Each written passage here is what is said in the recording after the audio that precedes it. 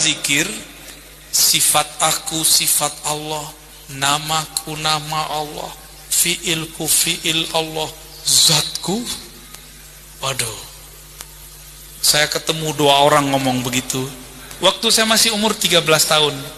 Saya langsung bilang, Om, tolong jangan zikir begitu, nanti kamu mati dibenturin oleh malaikat maut. Dia bilang, ini kajian tertinggi, ente masih mau kencur. Tapi saya umur 13 sudah suluk 40 hari belajar 2 thariqah, Naqsyabandiyah dan Samaniyah Al-Qadiriyah. Dia remehkan saya. Betul, waktu saya mulai beranjak remaja, dia mati di dalam WC, kepalanya tersungkur di dalam WC. Benar, bukan karena saya ngomong, tapi itu kabar yang disampaikan kepada kita. Orang yang coba-coba bawa nama zat Allah, kemudian dikatakan itu zatnya dia, Allah marah. Kepalanya diambil malaikat mau dibenturin, Pak.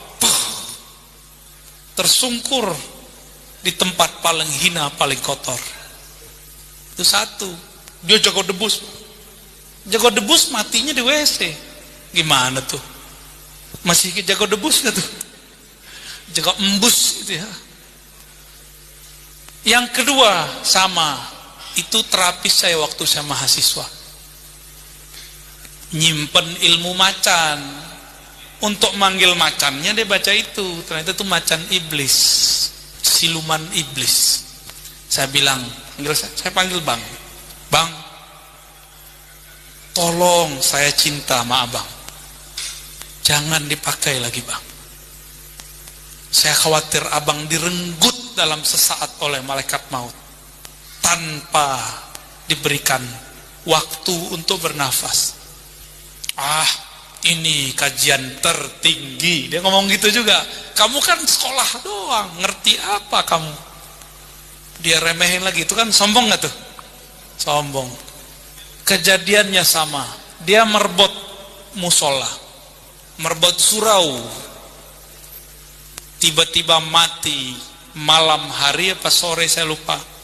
Kepalanya dibenturin malaikat ke tempat buang air kecil di WC surau. 2 orang udah. Ada yang mau coba lagi? Ada yang mau coba lagi? Tolong hentikan zikir-zikir setan itu ya. Itu zikir iblis ya, Thariqat Azaziliyah. Namanya keren ya. Thariqat apa? Azaziliyah. Siapa tuh Azazil? Iblis. Azazil sudah puluhan ribu tahun ibadah di surga, tapi dia tidak sama sekali bisa tembus melihat arsy Allah. Nabi Adam baru dicipta, tapi karena dalam diri Nabi Adam ada nur Muhammad memancar, dengan pancaran itu dia bisa memandang ke arsy Allah. Jadi lebih sakti mana Nabi Adam atau Azazil iblis? Iblis ribuan tahun zikir, mimpin surga. Surga itu kayak pesantren lah, pesantren langit. Dia khidmah jadi pemimpin zikir di situ, mimpin manakib surgawi. Tugasnya mimpin zikir jahar, zikir sir. Semua zikir yang ada di alam semesta, terutama dari bumi sampai ke langit, tapi di atas langit dia nggak tahu lagi. Itu ada catatannya pada Azazil. Jadi hati-hati ya, karena dia kolektor ijazah talqin zikir.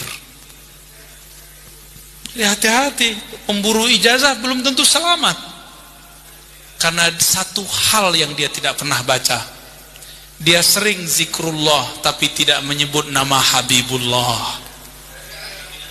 Tahu sebab salah dia? Dia sering baca la ilaha illallah tapi dia tidak tutup dengan Muhammad. Dia bilang, mana Muhammad itu? Gak ada. Kan engkau saja yang ada ya Allah. Kayak tinggi ma'rifatnya iblis itu ya. Ya Allah, cukup engkau saja yang aku katakan la ilaha illallah. Aku tidak butuh selainmu. Nabi gak disebut-sebut. Dia kira Allah bisa ditipu ya. Emang karakter Azazil ini turun ke munafik. Yukhadi'unallah. Mereka mengira bisa menipu Allah. Allah tahu dia gengsi salawat kepada Rasulullah Muhammad sallallahu alaihi wasallam. Maka apapun torikot antum, apapun mazhab, apapun manhaj, apapun wiridan, gak ada salawatnya, torikotnya udah ganti. Torikot Azaziliyah. Ya torikot tua juga sih, keren juga, tapi PA sakti. Azazil itu sayapnya hampir sama banyaknya dengan sayap Jibril alaihis. Padahal Azazil itu murid Jibril. Kenapa? Semua catatan zikir Sayyidina Jibril ada pada Azazil. Kolektor nggak tuh? Kolektor sanad dia, kolektor ijazah, tapi dia bangga dengan sanad ijazahnya. Kan berulang sekarang. Ini nggak ngelarang antum koleksi sanad ya, kumpulkan sanad sebanyak-banyaknya, tapi jangan pernah sombong. Orang ciri-ciri yang benar bersanad dia tambah tawadu karena tambah merasa tidak berilmu. Azazil tidak bisa memandang nurmu, Nabi Adam memandang isim Muhammad. Di dalam kitab tadi Al-Khasa'is Al-Kubra disebutkan, ini riwayat Israiliyat, tapi Imam Suyuti membolehkan menyebutkannya. Berarti ini masuk ke hadis, hadithu an Bani Israel. Kamu boleh cerita tentang Bani Israel. Ka'ab al-Ahbar mengatakan bahwa tatkala Allah menciptakan Nabi Adam, Allah memberikan kepada Nabi Adam 124.000 tongkat. Ternyata tongkat itu mau dibagi-bagi kepada semua keturunannya yang menjadi Nabi. Kepada siapa disimpan? Dipanggillah anaknya bernama Syis. Wahai Syis, aku serahkan tongkat ini kepadamu. Maka disimpan oleh Nabiullah Syis. Saya nggak tahu tongkatnya kayak gimana. Tongkatnya nggak tahu begini apa enggak ya. Ini karena diijazahkan guru, diperintah guru. Baru sebulan ini. Tadi kan saya cuma nyimpen aja, tapi nggak pernah make. Kolektor aja, kolektor tongkat. Tapi nggak pernah pakai, tapi beliau berkalam, istamil, pakai. Fa innahu min sunani Rasulillah. Itu sunnah Nabi, khususnya lagi ngajar. Maka saya pakai. Bukan biar tua-tuaan. Bukan begitu. Bukan ya. Ini menghargai ilmu yang kita pakai. Allah ciptakan makhluk, lalu Allah hembuskan ruh. Pada makhluk itu Allah pantulkan 3 cahaya. Catat, cahaya sifatullah. Makhluk artinya apa? Ciptaan. Awalnya tiada menjadi ada. Minal adam ilal wujud. Jadi al-khalq artinya ibrazu syai' minal adami ilal wujud, mengeluarkan sesuatu dari ketiadaannya menjadi ada, disebut dengan khalq, penciptaan.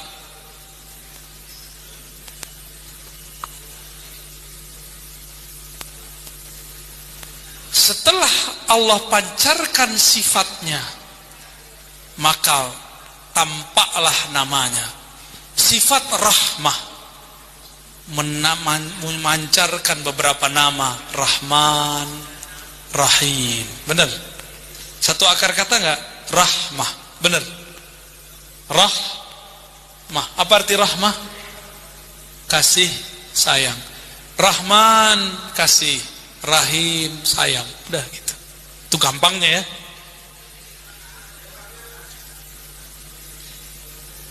Berarti rahmah sifat, Rahman nama. Bisa bedain?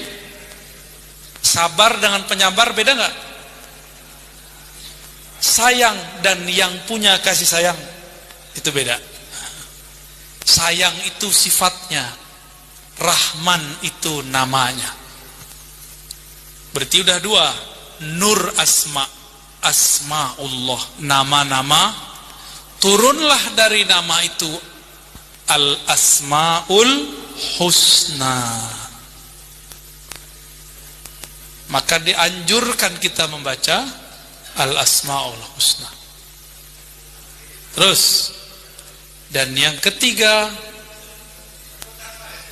mengadakan dari tiada menjadi ada itu, perbuatan mewujudkan dari tiada menjadi ada, itu namanya fi'il, bernamalah af'alullah. Apa arti af'alullah? Perbuatan. Coba, di tubuh kita ini ada tiga-tiganya.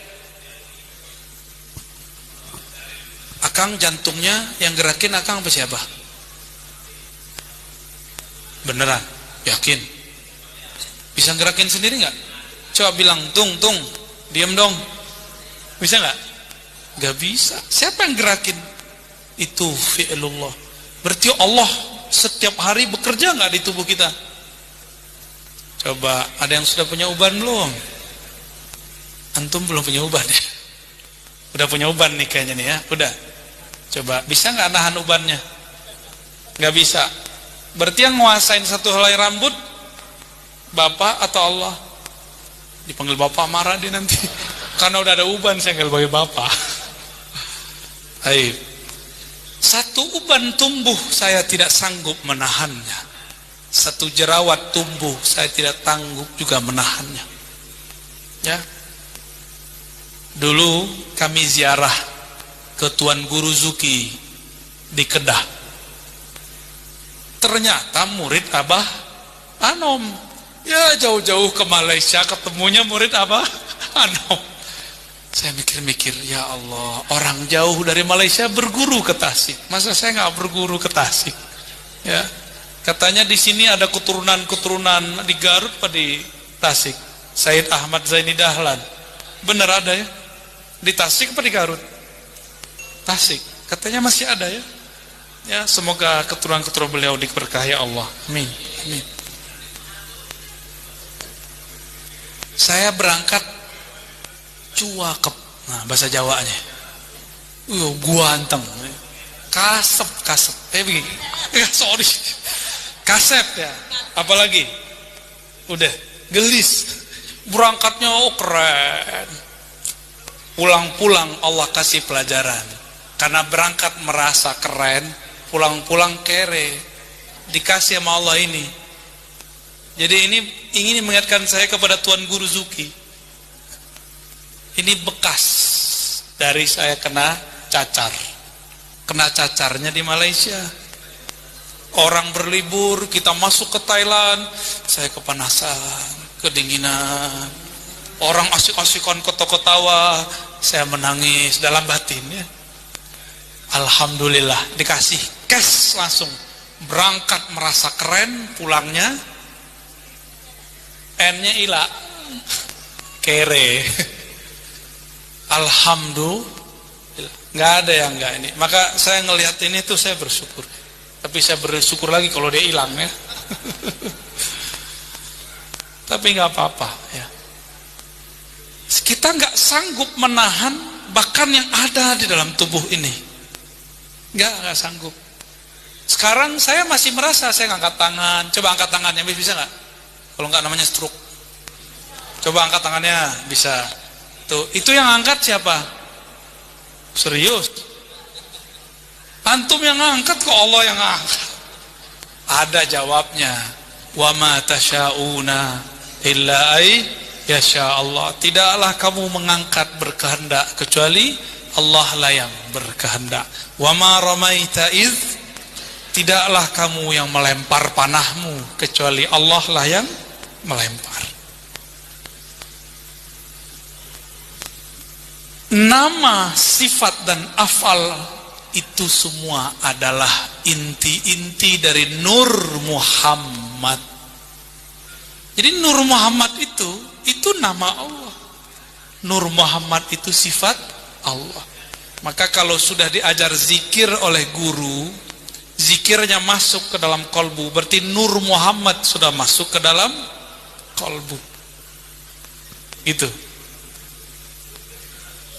Cuma hati-hati, harus ditutup pakai solawat, karena iblis Azazil dulu banyak zikir tidak iblis itu zikirnya banyak, sakti, tapi dia nggak tembus ke aras, berarti tidak kasyaf. Tahu kasyaf? Tidak Allah singkapkan, hijab tidak Allah buka. Nabi Adam hanya diajarkan asma, wa 'allama Adam al-asma'a kullaha. Nabi Adam diajarkan nama-nama. Kalau ada, kita buka handphone, yang diminta nama bukan?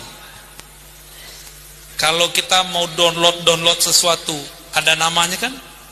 Nama email. Itu semua pelajaran. Kalau mau download ilmu dari Allah, harus punya nama. Ya, bukan cuma nama fisik. Ketika Allah Subhanahu wa taala mengatakan, aku ingin dikenal, aku ciptakan makhluk, lalu hembuskan hembusanku. Ciptaannya ini bernama alam, hembusannya ini bernama Ahmad. Paham? Ahmad ini dipandang oleh Allah Subhanahu wa taala. Maka Ahmad ini berkeringat. Memancarlah di situ nur. Disebut nur Muhammad. Itu biar gampang ngapalinnya, dibuat cerita begitu. Jadi Ahmad memancarkan nur.